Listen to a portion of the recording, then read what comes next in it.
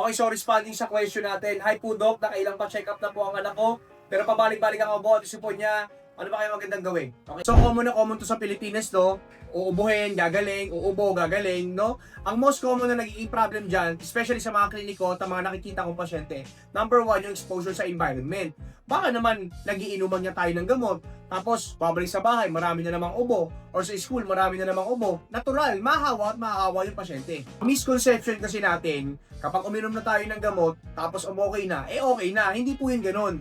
Pag continuous exposure pa rin po, paulit-ulit lang yan. So number 2, baka naman meron naninigarilyo sa inyo. Vlog na ako about yan yung second hand smoking and third hand smoking na nakaka-apekto sa immune system ng mga anak natin. So number 3, allergic in nature, no? Pwede siyang may allergic cap. Iba-iba yung trigger niyan eh. Yung most common ngayon, yung pagpapalit ng klima.